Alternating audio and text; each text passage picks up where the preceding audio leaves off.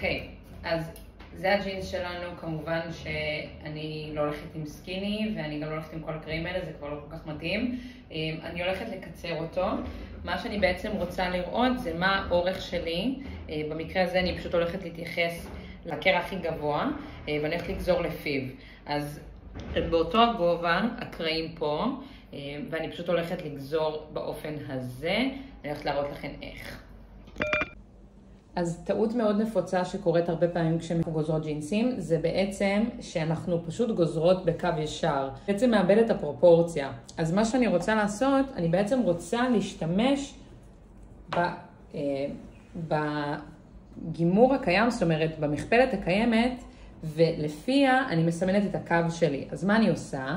אני מקפלת עד הקו שאני רוצה בעצם שהמכנסיים יהיו. במקרה הזה אני רוצה עד לכאן, ואתן רואות, אני ממש מקפלת לפי הכימור הרגיל של הרגל. אני לא עושה איזושהי פעולה, אני ממש מקפלת כמו שהרגל עצמה מתקפלת. לפי הקו הזה, אני מסרטטת לעצמי את הקו שלפיו אני הולכת לגזור. זאת אומרת, אני בעצם שומרת ככה על הפרופורציות הקיימות של המכנסיים. אז אני אדגים את זה שוב, אני אקח את זה קצת אחורה שתראו יותר טוב. אני לוקחת את המכפלת שלי ואני מקפלת אותה בדיוק כמו שהיא מתקפלת, לא נותנת לה זווית, אלא בדיוק כמו שהיא מתקפלת, עד איפה שאני רוצה לגזור. במקרה שלי אני רוצה לגזור לפי הקרע הזה. לפי הקרע הזה, זה הגבול שלי, אוקיי? אז מה אני עושה?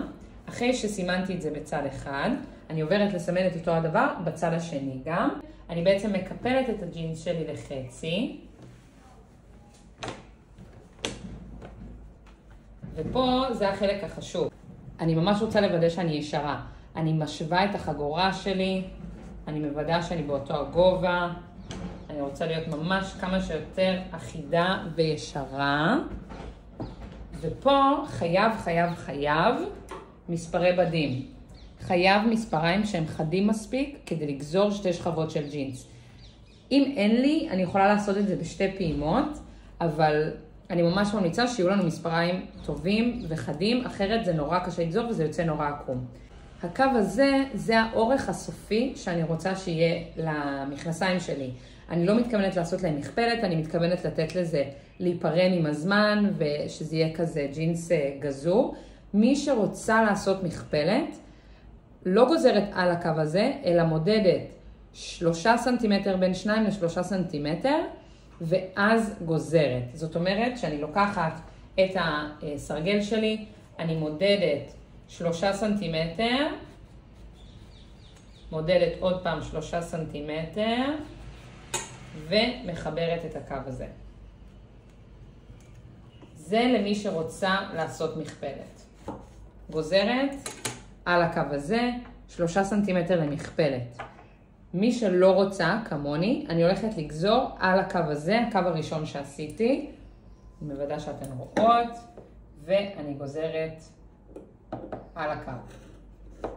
יכולות לראות שגם המספריים שלי, שהם מספרי בדים חדים, גם להם קשה. אז אני אעבור לשתי פעימות.